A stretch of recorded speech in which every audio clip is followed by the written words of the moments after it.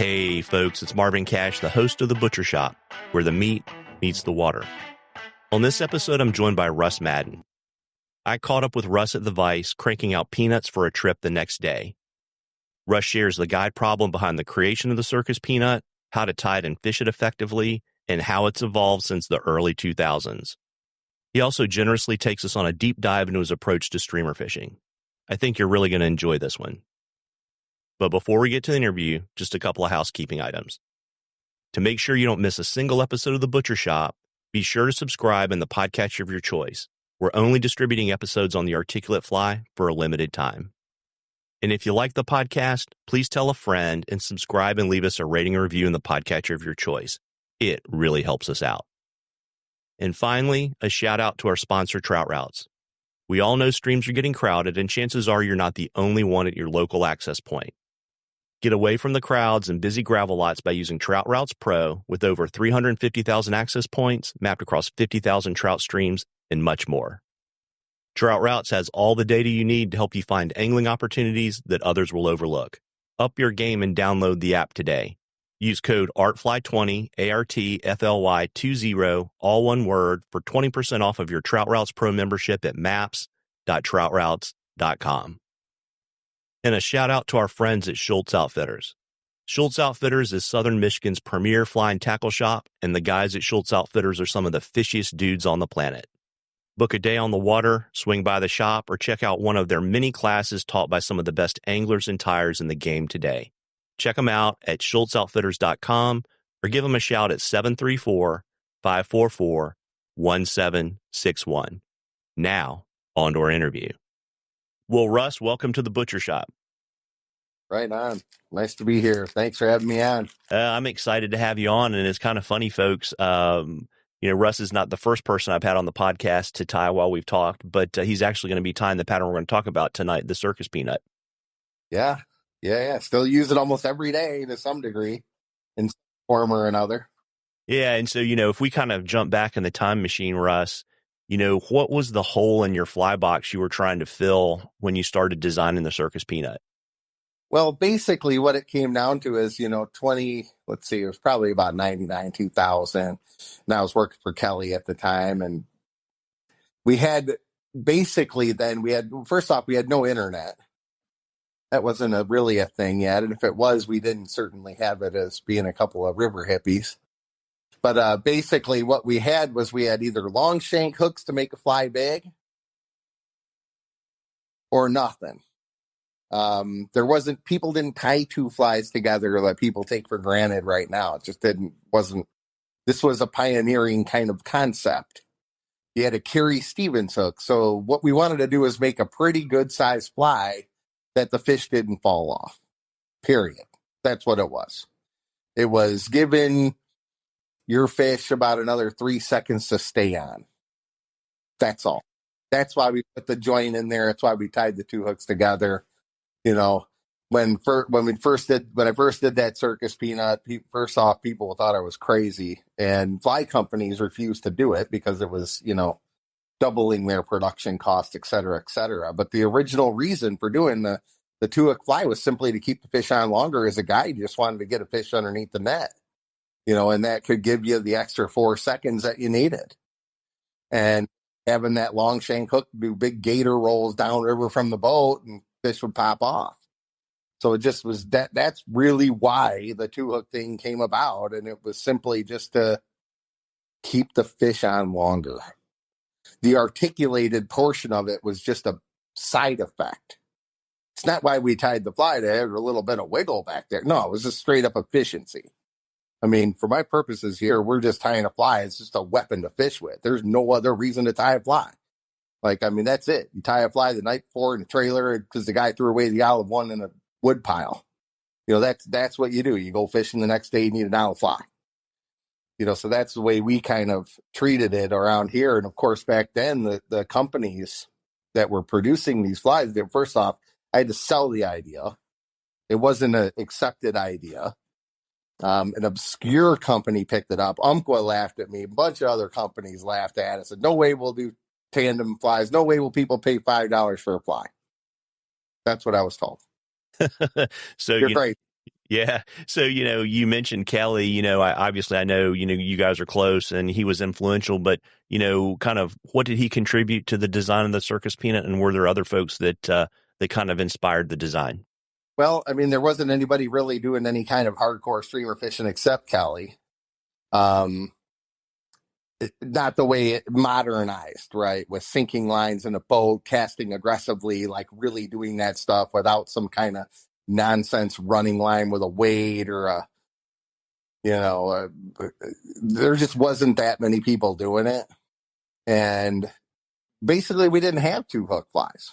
So there was, when Kelly went out to Montana, it was kind of like, that was the year that I actually got that thing in like a catalog, somebody willing to make it, so it wasn't necessarily, it was just something we needed to come up with the solution to keep the fish on. And selling that concept to an obscure company worked out for basically fly fishing in general and the streamer fishing for sure, because they were the only ones willing to take a chance.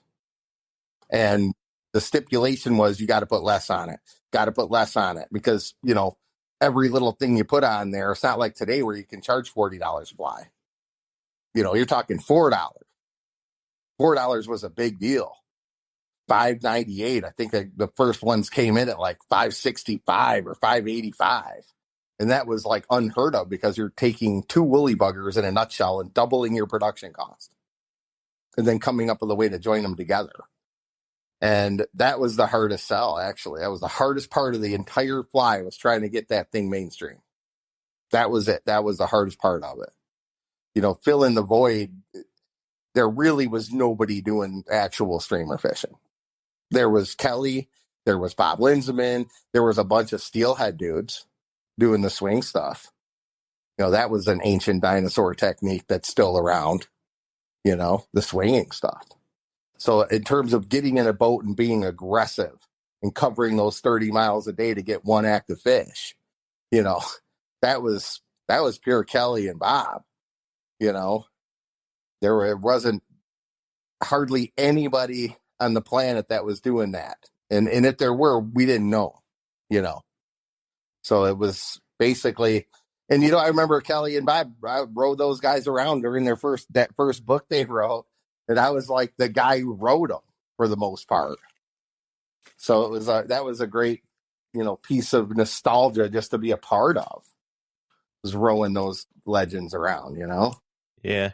It's funny because I think I probably have a half a dozen of those. I would have probably gotten mine, let's say, 04, 05 in the Montana River Fishing Company. I can remember going in there and we were fishing, kind of the first time I ever fished a Circus Peanut, and the guide was super, super jazzed, and, went in the shop because I was staying in Ennis, and probably bought, one of every color I could put my hands on and brought them home. They're still in my Cliff box.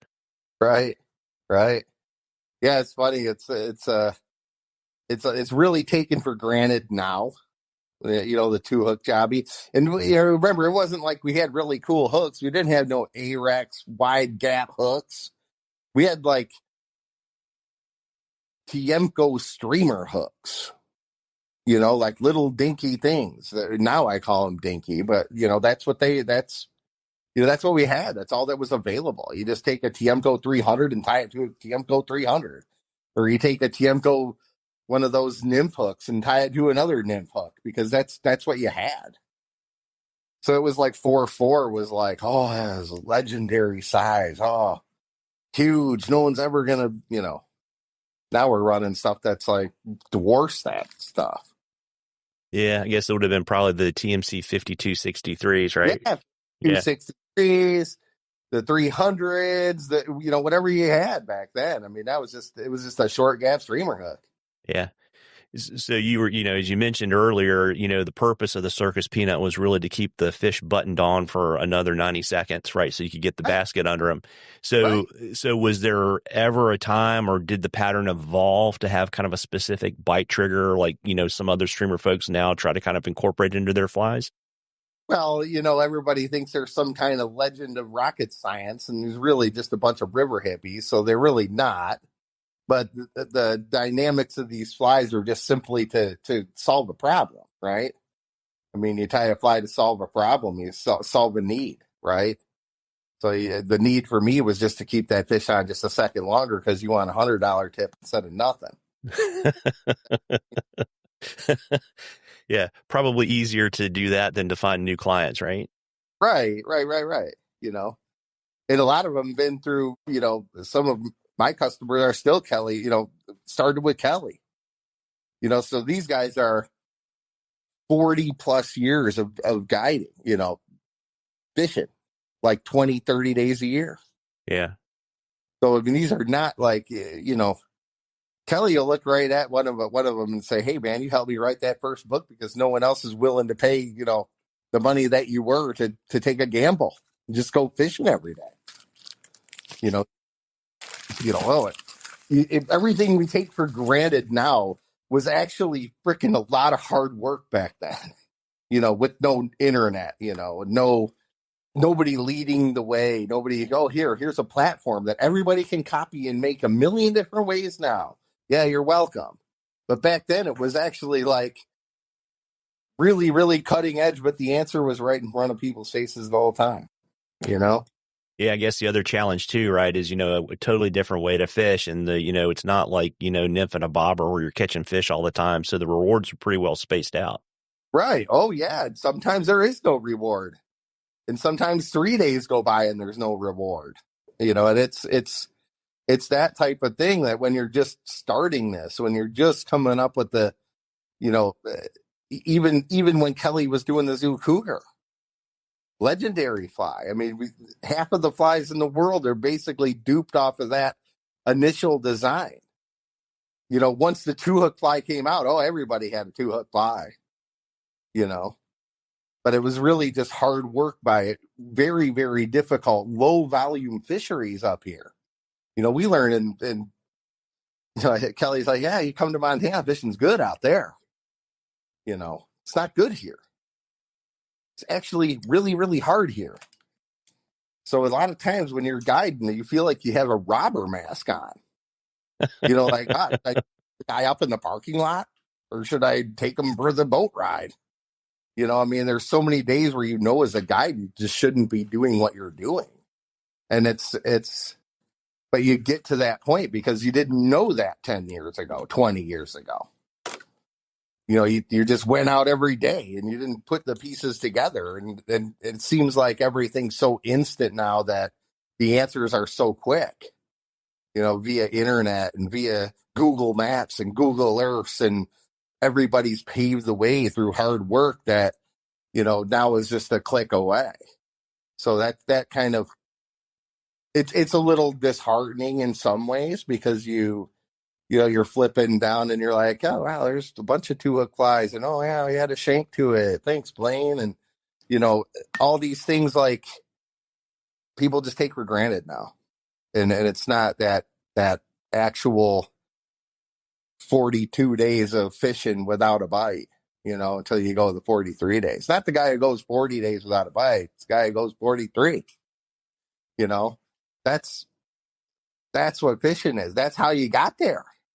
To say, oh yeah, by the way, I don't need to go in this kind of watercolor and with 38 degrees and high water stays like this for a week. I'm definitely not going to here, but those are things you learn over time and through mass laceration and pain and suffering. Yeah. And then just kind of the old school way, like when I was a kid, you just kind of went to like your grandfather and people of his generation, and they kind of had all this knowledge, right?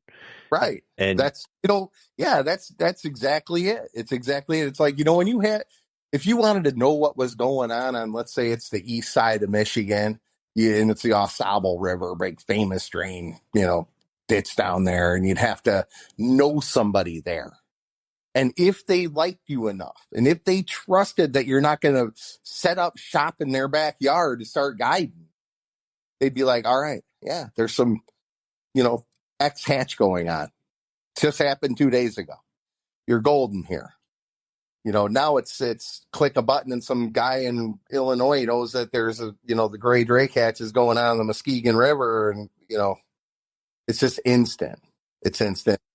You used to have to know somebody. You have to, used to have to trust somebody, and that kind of is gone from the deal. But yeah, the peanut, that's, Kelly had a lot to it because he was a developer of streamer fishing. And, especially in our neck of the woods where it's very, very difficult day in, day out to do this. Very, very difficult. So I would say that the first person to really streamer fish was Kelly, because he's the one who put in the effort of doing and coming up with some of those single hook stuff. And I just took it to that next step by putting the two hooks together. And, in a lot of that, and then you start going into like the big giant stuff, which, it just gets bigger and bigger, and people pick their influence from, the saltwater aspects of it. And a lot of it's that. But, what I found here is some of that stuff only works, the first week because there's so few fish here. So it works great the first week, the big giant chickens, and then you're kind of toast. So you try to look for more of like a day in, day out pattern that you catch fish on most of the time. It's a war of attrition. You can still do enough lacerating that you can generate a few bites. And that's where that peanut really, for me, fills that gap. And a lot of guys insist on fishing it still to this day. Some guys don't like running high riding flies. I mean, we put in the lead, you put in chains, you could put in lead strips, lead wraps, different brushes. I mean, there's a lot of ways you can tie a peanut. So it's really basically a guide fly, in my mind. And then, of course, modern materials. It's kind of what it is. I mean, it's really, really a guide fly that, has been brought to the masses basically around that 2000 mark.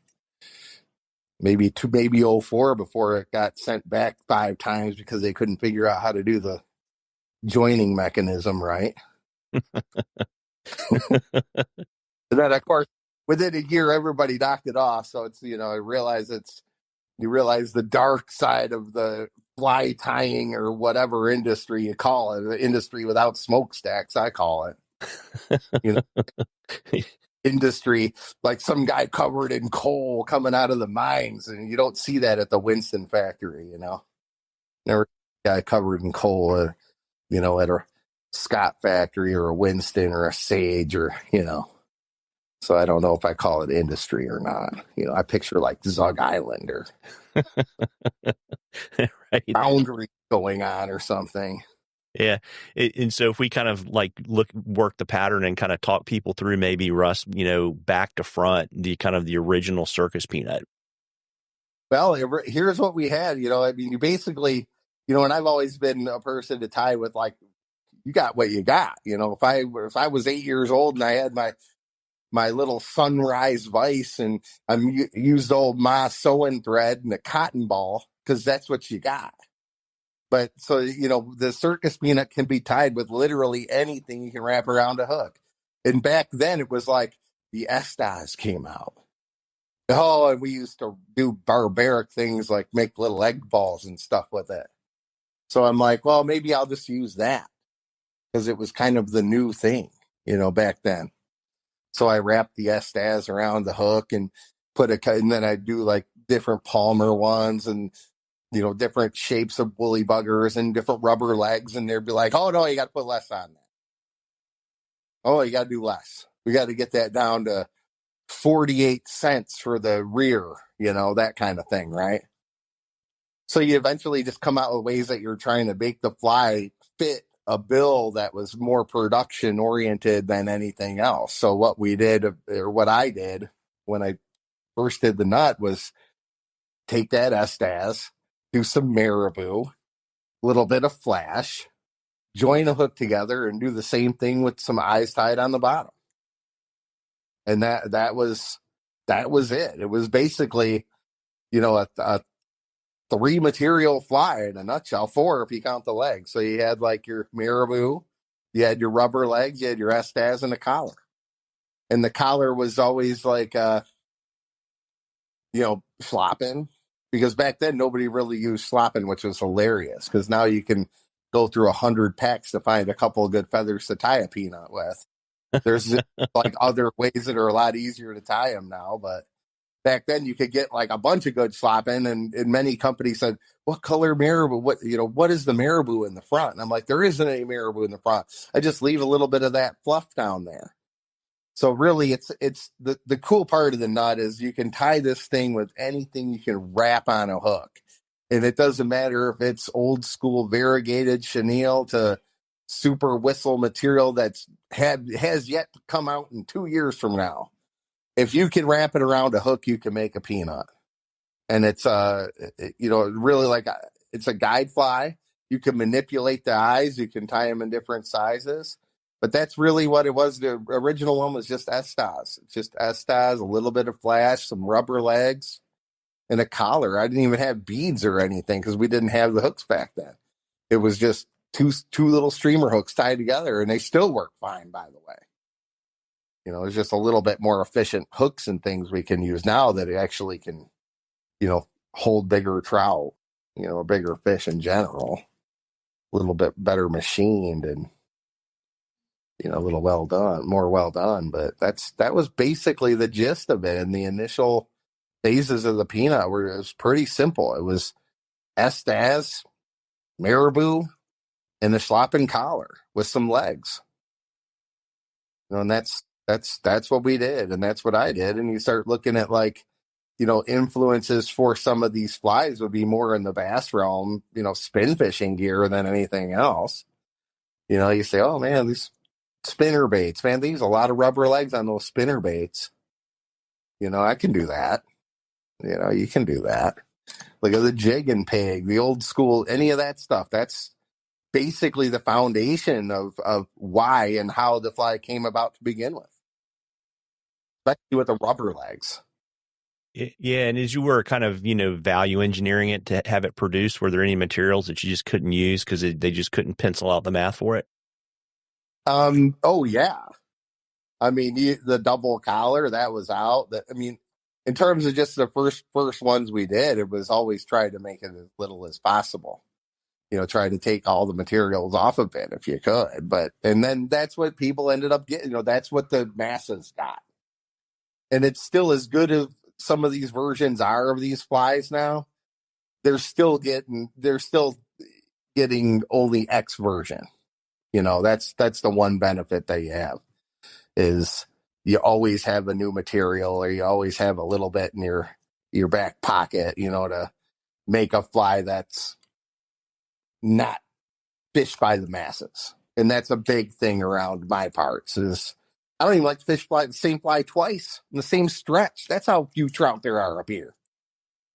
Like if a fish gets his eyes as wide as a saucer, that's the last. I'm never throwing that fly in that river again.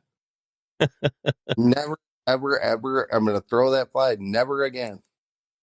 And most of the time I'm not really fishing anyway, but I don't take any advantage you can get. And fly tying certainly the easiest way to start mentally, because it's certainly not going to be your angler's casting. That's not going to give you any resolute. Probably going to make you even more paranoid. The only thing you got is your fly. I say that at most places that I go when I'm doing the demos and stuff. That's probably the last great advantage you have. So if you're not tying a fly, you might want to start, or you'll be grabbing that fly out of a bin that everybody else is grabbing and hope their cast is not as bad as yours. So obviously over 20 years or so, we've seen a huge evolution in tying materials and hooks and stuff. How has that changed the way you like to tie the Circus Peanut? Well, it's a huge benefit to have all these great new materials, and it's you can really create different shapes of your fly. Sometimes in the spring it kind of goes for me is like in the spring I'll tie them thinner because the bait fish are smaller, and I'm just going by that. Later in the year, I need more weight in the spring too because the water's up, darker. Not always, but this year happens to be back to normal. For a while we were like terrified of flash, so we didn't want to put any flash on these things because fish would get terrified or they get used to it. I'll say that more than terrified. They just get used to it. And if you're the one fly that had, some kind of matte flash, like some of the matte materials out now, that's a huge advantage in low clear water with high pressure. Because you're going to have a little bit more realistic fly. But yeah, varying these flies is very, very easy with the materials that are available now. You can make them wide, you can make them thin, you can add profile by putting a couple extra feathers in, or you can add a brush behind the collar, and that can make it a little thicker. That can also make it a little more buoyant if you didn't want it to sink as fast. So there's many, many, many things you can do with a super basic platform like a Peanut, and to basically fit most of your fishing needs when it really comes down to it. The rubber hits the road. You can do these things with plastic eyes. You can do them with chain eyes. You can do them with medium lead eyes. You can do them with tungsten. You can do them with cone heads. So it's really the amount of materials available nowadays is pretty remarkable compared to what we used to have, which was not much. Yeah. And the hooks are light years better too, right? Oh, so many light years better. That's like and since I'm always thinking of the end result, right? So when I tell people like, hey, when you're tying, you might want to like pay attention to what's in that river, or what time of year you're going, or even something as simple as what color does that river have a tendency to run most of the time. Some rivers will tell you olive, so I like to match the bottom a lot of times. I've said that a million times in a lot of different things. But modeling, you can model these fibers really nicely. It's really an amazing, thank God there's the arts and crafts fly tires out there, because otherwise we wouldn't have half this cool stuff. Yeah. So, that's part of it too. It always bums me out as an angler first, fly tire second, create the fly to as a weapon. But to know that like 90% of the flies people tie will never see water, that's like depressing to me. But fortunately, they actually tie the products and help create new things, because the sales aren't coming from a couple river hippies. These aren't getting rich off of some guy in a trailer in Baldwin, eating beans and weenies. Yeah. Unless they bought like 60 yards of Krennic flash and they're chopping up at night to pay for stuff, right? Right. So there's that too. So, there's all. Yeah. And so, I know you've got kind of various kind of hook and bead combinations that you like to tie in the Circus Peanut. You want to share some of your favorite ones with folks? Yeah, it's actually, that's actually a really, really good question. And what I've noticed, especially for fishing this thing over 20 something years plus, and all flies in general, it's not just the peanuts. You can really, change your distance of your flies with these beads based on what type of species. Some fish have a tendency to bite more from the back. Some have a tendency to like really eat a dead drift really well, like in your dam environments, where they just come up and grab it and come back down without like in a split second on a dead drift mainly. So I'll make it pretty easy for the folks out there to, because people are asked that a lot, like, what do I need? If I'm tying a size 2-4, size 2 hook in front and a 4 in the back, a couple of 5mm beads in there is perfect. I like running 2 5mm beads, and then I can go to like a 1-2. And I think that once you get into a size 1 and a size 2, you probably are leaning more toward that 6mm bead. So I do 2 6mm beads, and like a 1-1, I can do 2 or 3 depending upon the exact instance that I'm fishing of the 6mm. But let's say you wanted to do a 4 and a size 4-4. Don't get locked into one size bead either, guys. It's you really, there's a lot of them. I use 4mm beads, multiple 4mm beads sometimes to tie the smaller stuff. And it also cuts down your weight a little bit. So if you can run 3 5mm With like a chain eye fly, it's actually going to behave a little differently than if you had 3 6mm beads with a lead eye. So your beads, actually, everything you put on a hook has weight to it. So, you can change your fly based on your beads and things like that as well. So that's that's the straight of it. The easiest is, 1/1 6mm. I'm doing one right now, and I'm tying a size 1 and a size 2, and I have 2 6mm beads in it. I'm going to be fishing this fly for probably steelheads in the spring, so I'm going to need probably some weight. So I got small lead eyes on there on this particular one I'm doing right now, but it's 2 6mm beads. Another thing you can do is also, if there's all sorts of terminal tackle that utilize beads. They're like, example would be like walleye crawler harnesses. They have all sorts of other shape beads, like oval beads, cylindrical beads, stacked beads all in a row. So really, really, really it's a tough lesson to learn that when you're getting some of these nipping fish, if you just had one more bead on there, you might have got them.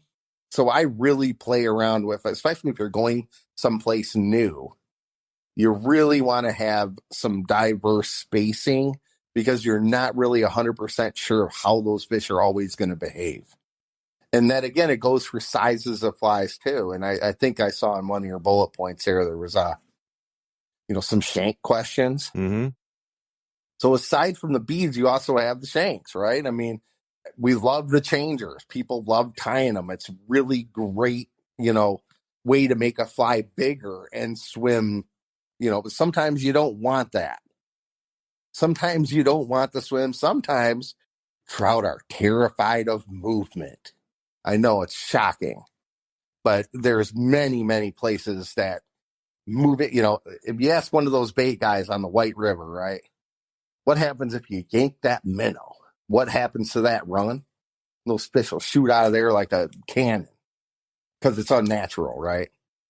You think about a dam environment when those fish are getting ground up and getting shoved through the turbines. They're not swimming at full capacity. Matter of fact, they're barely swimming at all.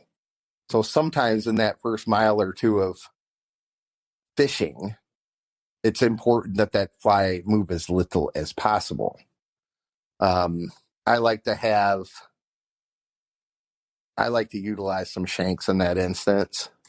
I like to do not necessarily shanks in the middle to create a bigger fly, but I'll put them off the back end because sometimes those middle shanks can expose casting errors. It's not necessarily the shank's fault that you open your loop when you're casting, but it will expose casting problems. And the last thing you want to do when there's 40 boats barreling down on you with the same yellow chicken is to have your fly turn into some crystal ball and have a mercury hat hit you right in the head because I'm going to throw it at you. Or Alex will. But, so it just a lot, too many shanks can expose casting errors. I'll just leave it at that. So if you do put shanks in the middle of your fly, make certain that you do something off the back to at least balance it out. I'm not a big fan of putting a shank in the middle with just a hook and a shank and a hook, if that answers anybody's question out there. But I will do a 2-platform fly, hook, bead, hook, shank. And that'll give you a little extra wiggle. And I think I've done probably 10, 20 of these, where I've tied the chromatic peanut with like a shank or flicker tail, I call them. But the flicker tail off the back gives you that like just enough hang down in some of those dam situations where you can get a bigger fly to kind of fillet a fish a little bit, where it's not really swimming, it's kind of kicking, then dies out, strip, make it move again, go another 30 feet. You're kind of boondogging it a lot. So I do the shank stuff a lot when I'm fishing near dams or when I want a bigger fly. And I will do the shank peanuts too, the full outs, where you do your shank setup where it would be like a basic swim fly with the lead eyes or with chain eyes or with plastic eyes. They use a lot of plastic eyes nowadays. Sightcast makes some really cool ones. It's another one of these little, things that you can do to make your fly do different things pretty easily. And those bigger plastic eyes are kind of cool. So I'd probably recommend doing some various flies with them. Got it. And so, I know you've taught this fly a ton, what are some common mistakes you see people make when they're tying the peanut? Well, the biggest one that always gets me the most is that I always tie my fly with the eyes on the bottom, but so many times people will tie it on the top. And it's not that like clousers don't cast that good, but it seems like flies cast a little better with the eyes on the bottom. That's all I'm going to say. We're not really tying a jig. That's another thing. I'm not really trying to take this fly down to the cellar just because it has lead on there. I want it to ride in a column, not like you're never going to pull a fish out of the gated community. If you can't see that bottom, probably roll somewhere where it's visible at least, because I wouldn't even cast in bottom I can't see.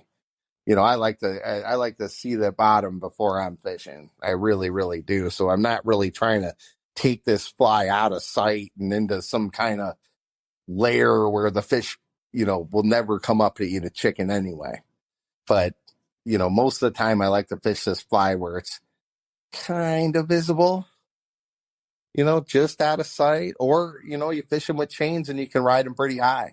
You run the swing string on there, which is that 2 sets of 2 on the chain eyes, and that one you can animate. And it kind of goes on to where I always try to tell people don't bring one action fly, and that's basically why is if you go to somewhere, let's say you're North Carolina or let's East Tennessee, because I've actually been there and fished, but if you're in East Tennessee and it rained for 5 days straight and the water came up, the last thing you want to do is just have a bunch of hair stuff there. So you want to make sure that you have some lead, you have some chains, you have some lightweight stuff, you brush heads or whatever. And that way you got your bases covered if you're going to a place especially if you're going to a place for the first time. But let alone when there's conditions involved or dam environments they can wreak havoc on you. You can be on the White River and have 8 units running, and then all of a sudden they turn them all off. And in 2 hours, you have 0 water. And if you brought one action rig or one action line or one action anything, you're kind of dead in the water. So it's kind of why I say you can tie the same peanut 4 or 5 different ways. Same color combo, same whatever. You could have some with big eyes, some with very, very extra small eyes, some with chains. How about this one? No eyes, So you can really do a bunch of different things with the fly, and that's kind of why I always call it the guide flies, because you can manipulate it so easily. Yeah, and it's interesting too, right? Because I know when you first started, fishing the peanut, I mean, there were probably maybe 3 different kinds of sinking lines, right? Maybe less. Kelly invented one of them. Kelly made one, and that was mainly to fish that floating, the zoo cougar stuff. I mean, what people don't realize is like the area that we fish with those, that it was like a 60-foot line. And the reason why we needed that type of line is because our rivers are moist dirt. Like, okay, your river's pretty deep at 8 inches. You know what I'm saying? So if it's low, it's like 4 inches. So how do you fish a 3-foot pit with 6 inches of water and then a 2-foot pit and then 3 inches of water and then 4 feet of water? So there's all these little troughs in there. And if you had something that sank, like we had teeny lines, we had like a teeny 300 and a teeny 300. So, when you're fishing those really small environments, you're in the dirt like half the day, or you're rushing that fly out of there because you had so much sink to that fly line that you had to pull so fast, and a fish would come blazing over one sandbar and over the next and hammer you, and you're lifting your rod trying to pull the fly out of the mud, and you would just miss too many fish. So that full sinking line became something that we ran a lot, and it was short enough that it would work really well in our Michigan rivers. And with that floating fly, and even with some of the other flies that Kelly and Bob had, like he had one that was like a buck monkey, and then he had the stacked blondes, and just typical Kelly fashion, even back then, which was basically the derivative of a saltwater fly, and it was on one of the keel hooks, which I've never been the biggest fan of the keel hook. I actually like mine. I tied mine straight flush. But that was another good pattern, and it was basically you just tie them in a, something that line would keep it out of those sandbars. Long story short, you could actually fish the sand, fish shallow water, fish, where you weren't rushing such a meaty line across that stuff. So that was a huge development back then. And now, of course, with the lines they have now, it's like light years. I mean, you got specific lines. I mean, I can go to Arkansas or somewhere and I could have 4 setups and I could time it. So when that water drops out, I'm on rod 1, rod 2, rod 3, rod 4. And by the time I'm on that 4th rod, there's no water left. So, I mean, we didn't have that back then, So that's another huge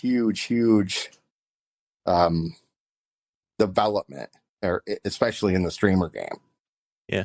And so how did that kind of impact the evolution, of the Circus Peanut? Because, now you have so much more, depth control with the lines, right?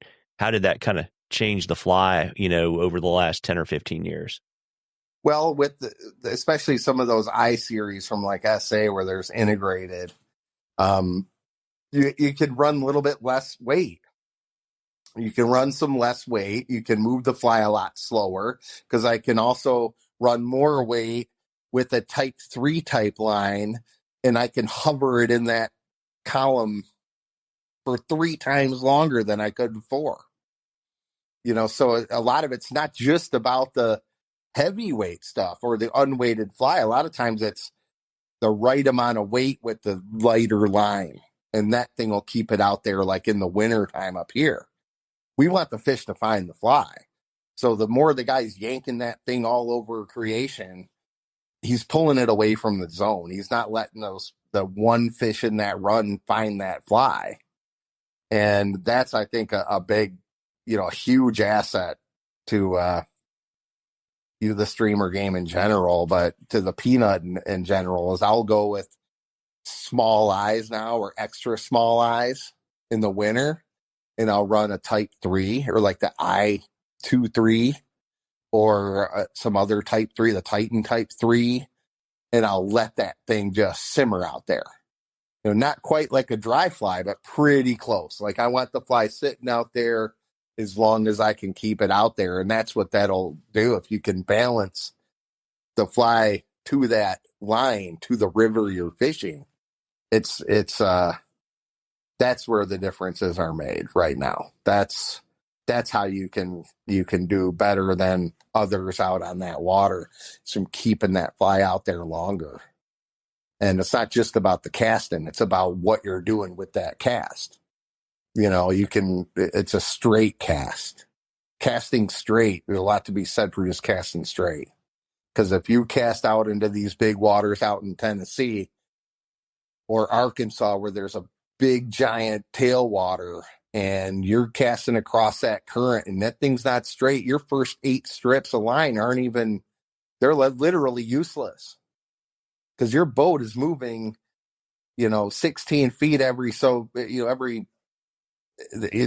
you got to throw straight. Throwing straight is huge. Even if you're casting short, throw straight. Some of these it'll really really make a difference for you. It's that little devil's elbow that people get. It's the wrist twist. It's the, something that sends that fly from perfect to slightly upriver or big blob of nonsense. And as soon as that happens, you basically wreck your 100 yards because you're moving that quick in some of these areas. Yeah. Plus you don't even have, you can solve the sag problem now with the line design, right? Right. And that's another one. And that's really where it comes so far now. And I work pretty good with the guys from SA, and it's really amazing how, you go to a river and you have 4 8 weights, for a day of fishing. It's like Kevin Van Dam out there. You don't have one rod, so you have a bunch of rods, and especially when you're boat fishing, and you can manipulate it as that dam turns on and off. So it's really a huge advantage to have several. You don't need to necessarily have a bunch of rods and equipment sitting around, but you got to have a few spools. If it's one thing, if you're going to make one investment this year as a streamer angler, get yourself a spool with some other line on it. I mean, it's pretty much invaluable when you're somewhere and you realize that, oh, I want to fish a hair fly over the weeds. Maybe I want a I-3-5 or a 3-5-7 to get really far down, or I want to burn the fly super quick across that grass. So I'll use a I-2-3, with a semi-weighted, swim bait type fly. So there's a lot of, it's huge. Probably one of the more important things nowadays. And really in fly fishing in general. People don't put enough emphasis on that line, and guys will show up all the time and have this old beater that, has been around for 8 years. And I'm like, hey man, this is all cracked up and sucks. Like get a new line every once in a while. Yeah. It like makes a huge difference. You can have it crap the worst rod ever, and you have to put a new line on it, and you're like, oh my God, it's great. It's like that big of a difference, monumental. Yeah, it's funny too because it's one of the reasons why I like those lamps and 3-pack so much. Right. I mean, for literally, gosh, you could be out the door with, a reel, 2 spools, and 3 different SA lines for probably $500. Right. And you have then it gives you the diversity. You got them in a little bag. You throw them in your boat or your bag or your hotel room if you had to, and if you needed them, you got them, and lines are huge. Lines are really important, especially in these big tailwaters where they change so often. I mean, up here, it's kind of, I can say, oh, well, you need this for this river and this for this river. Mainly I can keep it down to like 2 lines, depending upon the area we're fishing. And most guides can, if they're out there every day, they're going to say, okay, well, you need this or this, Yeah. But if you don't have one or the other, you could be in trouble. So, yeah. It's another. People say, what are you using? A guide. That's what I'm using. Well, I just kind of always tell people, I was like, if you fish as much as you want to, I guess it's fine, but I've never met a fisherman that does. So you need to kind of tilt the odds in your favor every time you're out. Right. And that's the same thing with biomass, so if you now in the age of the Google, you can actually like find out like I'm going to July and I'm going to this river and wherever. And you can find out what's going on, what's in that river in July. So you can actually narrow down, some of the stuff you're tying and things like that. And some of the flows are available. Some of them aren't nowadays, but that used to be a little easier. So, that's also pays too. And that can cut down on some nonsense. If you're fishing a crayfish environment and you got a shad out there, you're kind of in trouble, or vice versa. Yeah, it's kind of funny because I always try to I think one of the disservices we've kind of done in fly fishing is in an effort to kind of make things easier and to sell more stuff. We don't tell people why we're doing what we're doing anymore, right? And people don't want to learn. And it's like, well, if you see minnows when you drop your boat, you might want to fish something that looks like that. Right. Well, if you're a dry fly guy and you see a sulfur going by, you're not going to throw a, green drake at them, I mean, maybe I would because I like big dries, but it's the same thing. It's just matching the biomass of what you're, attempting, and that can really narrow down your efforts, and it's always tough when the guy brings his own flies, because you want to give the guy the benefit of the doubt, and you want to have the great work that he put in at the Vice and all this other stuff. So, usually I'm the one who, I'll bite the bullet and I'll fish my stuff, and I'll let Brooke fish the guide's fly. That time they will split the difference. But like, it's always hard to tell the guy, no, we're running all black these days around here. And the guy shows up with a whole box of white streamers. Right. One of my customers made a little sticker for me. It says, unless it's tied with Grandpappy's last hair, don't bring it. That's what he said. So it's like, it scares the fire out of you when the guys bring his own flies, because it's been working for you. So you try to give the guy the benefit of the doubt, but it usually comes back, and I've learned to not be so stubborn. That's why you hire a guide. Yeah. And so, as we mentioned earlier, you generally kind of like to fish the Peanut maybe mid-column, kind of right on that visibility line, maybe a little bit below, right? Yeah. Yeah. And so, what are your kind of, we touched a little bit on lines, but, what's kind of your preferred line kind of leader combos kind of for, your kind of core set of situations? Right. Yeah. If I'm limited to like one line, and if I had to like feed my family with one line, I'm going to run probably a Scientific Angler Colt 25 and probably a 250 grain, because it's I put it on an 8-weight. I'd speed it up a little bit, and I'd run a Peanut about a size 1-2. And I think that would be pretty much for 99% of where I've ever fished. I could probably catch fish on that rig. And as a matter of fact, that's what I'll probably do tomorrow. I will probably actually, I got a prototype that I have to run tomorrow. But I will have a rig with a 250. I'll have a 250 grain and a small lead eye Peanut on tomorrow on that rig. So if I had to pick one, Colt 25, 250 grain for an 8-weight, 200 grain for a 7-weight, 300 grain for a stiff 8-weight, like Kelly's rod, Echo Streamer X. That's a good one for a 300 grain. So, if you did really play with your rod, another thing is, Kelly always used to say, and I always laughed about it, but it's like these guys go on these hunts, right, out to Africa, and they walk around their neighborhood and all the backpack with their, schlepping around in their neighborhood, and not one of these guys usually practice to go casting for the day out on the river. The little bit of practice makes a big difference too. So it's just like anything else. You want to train your, pay the kid at the shop, support the economy, give the kid $50, take an hour class with the guy, beef up on your casting. Not enough people do it. Yeah, amen to that. And anything kind of special you like in your leader setup?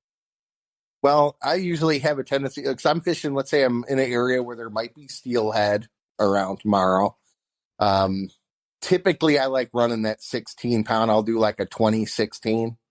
I'll do a 2-stepper, and you can vary your length based on the size of the river. If I'm fishing a bigger environment, I'll go a little longer. I can also do a 3-stepper, do like 25, 20, 16.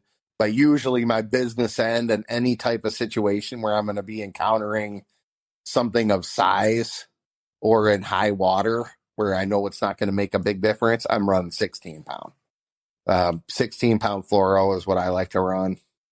Usually I'm going to say like 5 feet is kind of a rule. 7 feet if I'm on a little bit bigger area. I might, if I'm casting extreme distances, I might do a little bit more taper, add some 25 to that mix a little bit, just so it transmits over a little bit better. But I'm usually at 16-pound fluoro at my business end. Got it. Any kind of swivels or any kind of, other kind of exotic terminal tackle? Well, I mean, swivels do have a place, and I will say that it's probably more for like the more swimmy type stuff. And not saying that I don't bring the peanut way up to the surface and run chains too.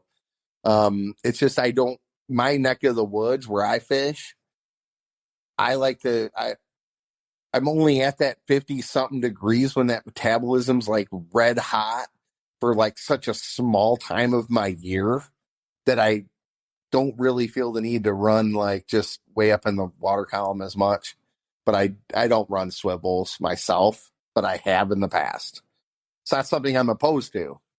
If you're going to have some swimmy flies up there, you probably want a swivel so your whole system doesn't go cockamamie. Sometimes I run them with the tip lines. Another line that I run a lot on the upper rivers here is a scientific angler type 3 tip, Titan type 3 tip. And on those lines, I run a swivel because it seems like they're a little more prone to the twist, and my flies are a heck of a lot lighter. So I might have like 2 strips of O2O lead on the front hook, let's say, or a couple wraps of O2O or something like that on the front hook where I'm just putting a little bit of weight out there. And that type 3 kind of has a tendency to twist a little more. So I'm not opposed to the swivel, but more for swimmy flies, I think. Got it. And so, I know we've talked about you practice your casting, which I'm a big believer in too. Casting straight, you want to kind of give us kind of maybe, 2 or 3 ways you like to kind of retrieve the peanut to get the action you want on the fly? Well, here's an interesting one. And as I always like look at it, I'm not a big yanker. I don't use that rod like crazy style because I'm catching so many fish on the pause and on the dead drift that it's the action that's bringing the fish to the fly sometimes. Sometimes it's the dead drift that's bringing the fish to the fly if I'm killing it in the middle of a, let's say, shale slot in Arkansas or something. So I'm more of a point the rod at the fly while shaking it. And I also use glass all the time too. So, if I start yanking that rod too far behind me and I get bit and I can't recover quick enough, I'll never catch the fish, right? So I just kind of point the rod at it more so than like you'd see guys yanking across their body and doing all this crazy up toward the rower business. Like anytime you're pulling the fly toward the rower, you are running a risk. It doesn't matter what your damn fly looks like out there. If a fish bites and you go to swing that thing back toward the rower, you're pulling everything out of the mouth of a fish. So, that kind of, if you're just positive to that fly, I think it doesn't matter if you're moving less fish, you're going to catch more. And throwing straight's another big part of it. But just if you can shake that, I have a tendency to shake that rod or to, flick it forward versus like yanking upriver. I just had this aversion to yanking upriver. So I've seen way too much failure. Like when fish actually bite. And I know really good anglers that can move their fly and then the poppers and they move it upriver and all this stuff. And it's like, it's not going to get you any more fish. You might probably miss more unless you're really, really, really, really fast. And most of my guys are not faster than a trout. What's the old Billy Pate thing says like, will of the angler stronger than the fish and the fish thinks it's going to die, that kind of thing. And they're just faster than you are, so it's pulling that stuff upriver is, I don't advise it. I'd advise pointing the rod directly at that fly and animating it either cross side to the open side of the boat or shaking that rod at it, pointing it directly at it, shaking it. So, but it's really on the dead drift. So whatever you're doing with that fly, kill it at some point. Even if you're two-handed burning, they're always going to eat it on the pause. So strip, pause. Strip, pause. You can burn it and pause it. But, that's kind of what I do. And that motion is dead. That's why most of the tarpon guys do that nowadays with the two-handed strip. It's because they can't fuck it up. They're pointing right at their fly all the time. So it's, there's a little bit to be said for that. Just even if it comes in flat, Because let me tell you, it doesn't matter what your fly is like, looks like to you. It's just what the fish do. So if the fish like it, it's great. It's a good fly. It doesn't matter that you're yanking that thing and you're making 10,000 casts per second. Another thing is make less casts, fish better, cast further, cast more accurate, get the line straight. You don't have to mass lacerate. Just make a couple good casts. You're fishing so much area. And anybody who's fished muskies will tell you that, like, you're fishing so much area on these rivers that, like, you're not pinpointing. It's not like one fish right here. And that's exactly where the fish come from underneath the boat. They can come the other direction from the other side of the river to eat your fly. So it's not like you're just fishing this, specific areas. It's you're fishing a lot of real estate. You can cast into these clear waters up here and you'll have a fish come from the next hole down sometimes to eat your fly. So if they're aggressive, there's nothing stopping them. So, watch those rod yanks. Definitely, you start pulling upriver, you're always going to run the risk of missing a few. Yeah, so it sounds like vary your cadence, stay straight. And then you're also saying too, basically animate the fly left and right with the left right wiggle and then jig up and down with variation, right? Right. I like the up and down a lot with the rod shakes, but incorporating big, big pauses into my stuff. Always, like, big pauses. I can't emphasize that enough. And especially in low density stuff, you want your fly out there as long as you can. Providing you're not trolling your fly or doing whatever. And yeah, there's down and away and all this other nonsense. But typically, if you can time your presentation to the speed of your boat, you can do anything. As long as you're timed up with that boat, you can kill that fly. And instead of making 20 casts in a 100-yard stretch, you're making 10. Your fly's out there twice as long. And that's really what's going to, the importance of timing your cast and your presentation to the speed of that boat in the river is very, very important because it keeps your fly out there. So that's what I would recommend, more than like, I'm going to rip this thing across the surface and I could see it's 2 inches down below. And then I'm going to make another cast and do the same thing. You're only going to get the fish at the pointiest hat in the premium conditions doing that stuff. If you just get that down there and let it sit for longer and fish for longer, you're probably going to do better. And you're going to make half the casts in a given day. Yeah, which is a winner, right? I mean, it's right. Yeah. And so what we're really telling people is to try to fish and keep that line perpendicular to the boat basically as long as possible. Correct. So if you're a 45-degree angle and you're pointing that rod down, if you can keep that just ahead of that boat slightly, you're winning. You're winning.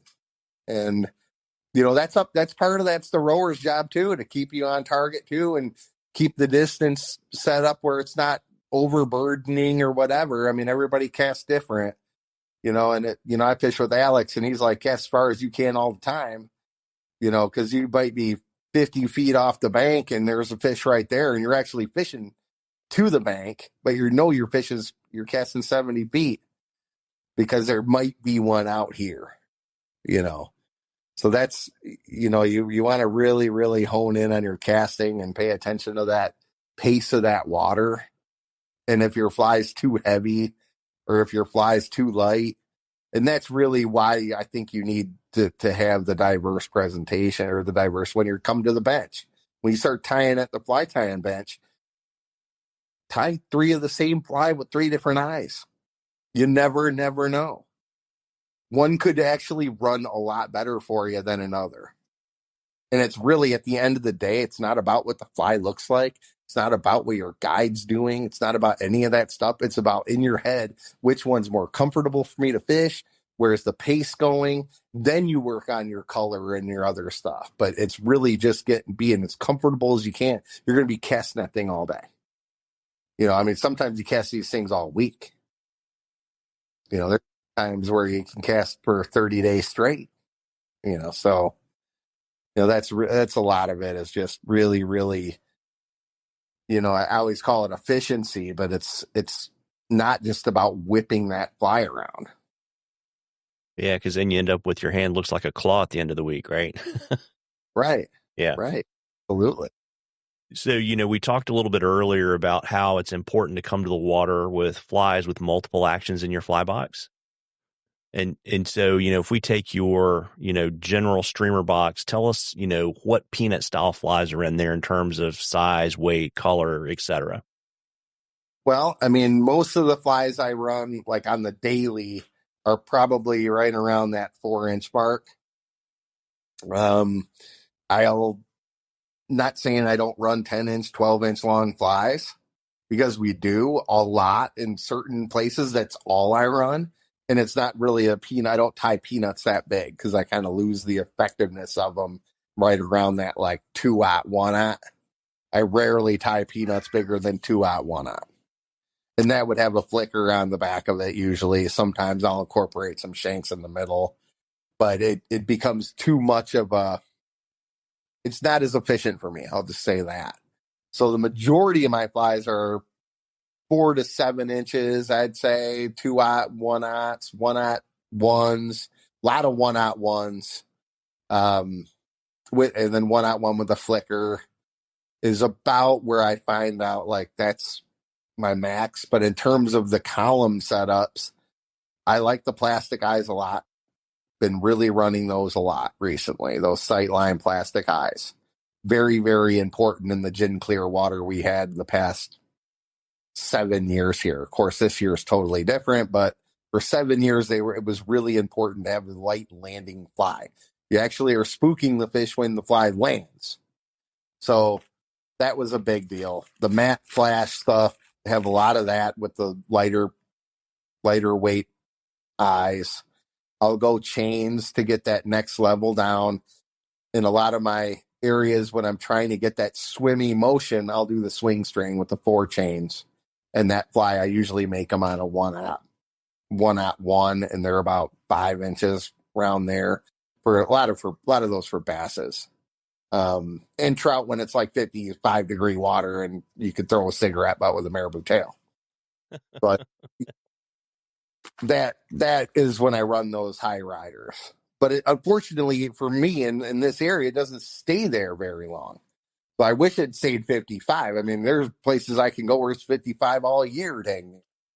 And we don't have that here. We have 30 degrees and then we have 70 degrees. So there's a lot of variation in amongst here. And that's what makes some of the Michigan guys pretty diverse with their flies and with their designs, is because you have to hit those little niches on your river when you're going to fish that the best, or when it's going to be the best for you. So, I do tie that peanut in several different actions. I rarely go bigger than 2-aught, 1-aught on them. In those, I will probably shank out, because once they're that big, I'm actually not really fishing a specific item. I'm kind of just running a swim fly out there. So a lot of times I'll have, the chains on them or whatever. And most of the time it's bass fishing or trout when it's perfect conditions, running over grasses and things like that. So that my typical box will have multiple weighted flies, usually, small, extra small, medium. I don't run as much medium as I used to, but I do have some. I always try to have some. And then I'll run the plastics, and I'll run a swing string usually. So my flies are pretty, between 3.5 and 7.5 inches long, most of them, at least for the peanuts. Yeah. And so, Russ, what do you have in your box that's not, kind of in your general streamer box that's not in the peanut style? Oh, I run a lot of the brush head, Alex's flies, run a lot of the brush head stuff, a lot of the brush head bait fish. That's like probably my number 2 fly certain times a year. I really, really like them, especially in the small sizes for me. I know he runs like, 4-aughts and whatever, and 8, 10, 12 inches long. But like around here, we just I'll run a lot of them for smolts that are, like a 1-2 or a 2-4. A lot of times I'll run a 2-4, and I'll just downsize them, and I'll run them kind of swimmy. run a lot of flash monkeys, like one of my flies. I run those a lot too, especially the singles for the smolts, like on the small stuff.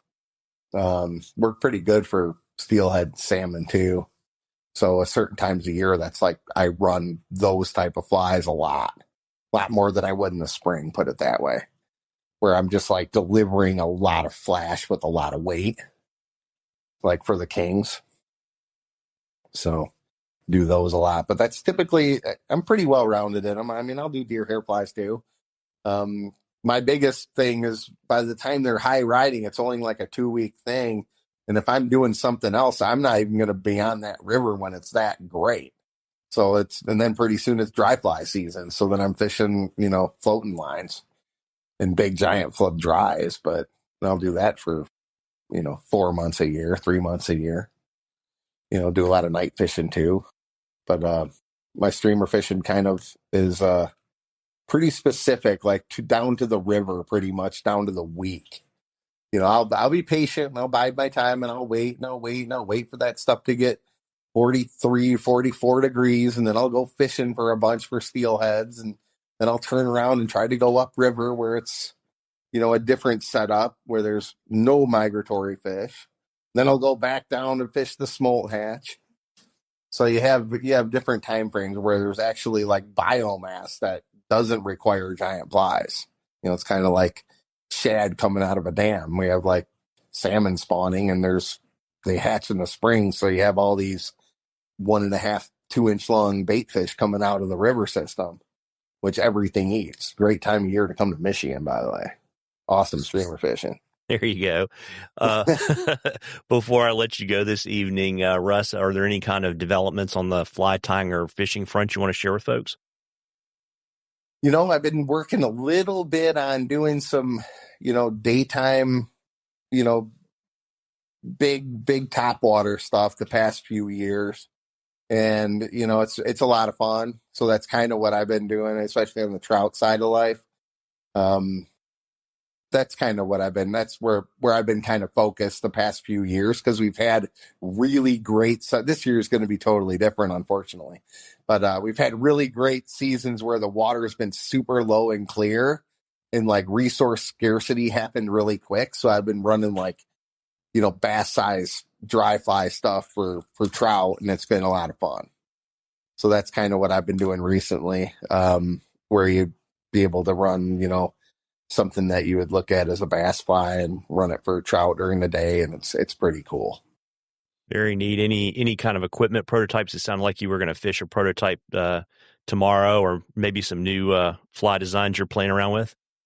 It's actually already been around. The line's already made, but it's a different line grain that kind of suits my fancy because I run glass poles a lot. So, we'll see what happens. I kind of get yelled at for talking too much with the SA stuff. So I kind of just shut my trap on it now. But a lot of stuff coming out for these companies that are really going to be a huge advantage for anglers, and materials too. I mean, a lot of these cool materials coming out, it's of course we get the high water year when everybody finally came out with all the cool, matte flashes and the Renzetti translucency stuff and the new Senyo shadow fiber. And of course this year it's high water blown out for days probably. So back to the old school, but it's usually how it happens. Eventually we'll need it though.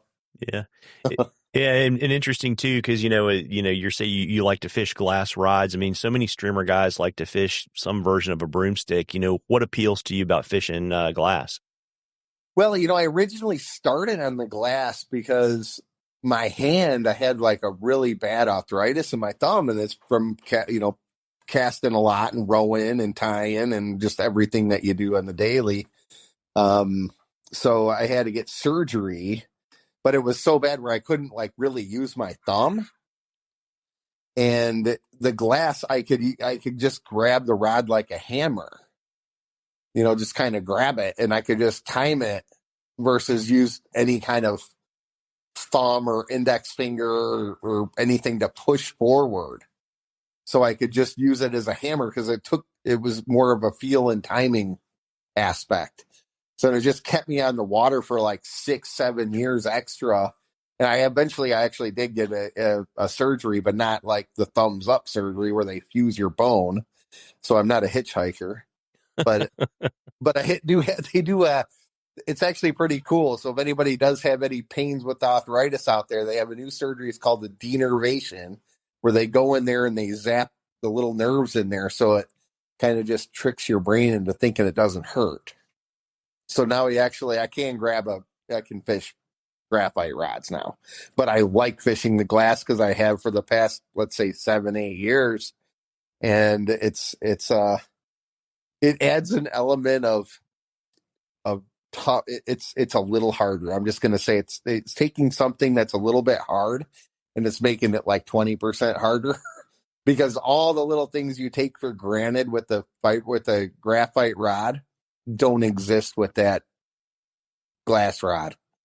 So when you're pulling those close to the boat strikes, or some of my ones that I can go back to in my mind, they're a lot easier to get those ones right at the oar blade with the graphite rod, because you can just whack them. And even if you're halfway through the apex of a swing, you still got something there. Fiberglass rod, it won't save you.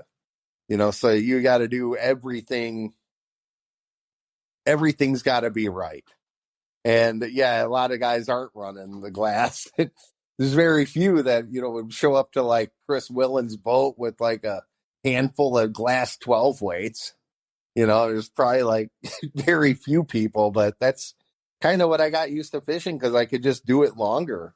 Just kept me fishing longer. That's all. And eventually to the point where I just really, really enjoyed fishing it, and you get the timing right. And their modern glass rods are not like, Chevy chasing the caddy shack trying to cast out there, no. No,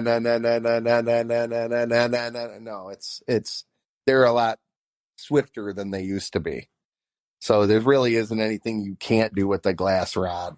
It's just there's a little bit of a curve to it. I'll say that. And there are ways to get yourself into the glass rods too. Like, the Rage Tim has the Badass Glass Echo, and they're fairly inexpensive. They do a pretty good job at doing some of the 8s and 9 weights and 7 weight stuff, and pretty worth getting. A lot of my buddies make the glass rods too. So it's, fun to run their stuff and have their twists on it. Market Slow Roll, Mags up north, Pat Mags Custom Rods.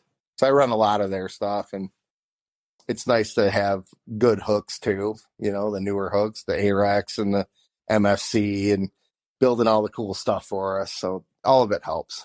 Yeah, absolutely. Well, listen, Russ, if folks want to follow your adventures at the Vice or on the water, where should they go? Best place is online. Or I'm on Instagram, just basic Russ Maddin. Gotcha. And you still on Facebook, or have you given up? I quit on the Twitter, but I am on Instagram. So it's Russ Maddin, Maddin, and you can find me up there. Yeah, and I will drop a link to that in the show notes. And Russ, I appreciate you taking some time. I'm bummed for you didn't get your ice fishing trip in, but I'm glad we were able to find some time to talk about the Circus Peanut tonight. Anytime. It's great. Thanks for having me on. I appreciate it.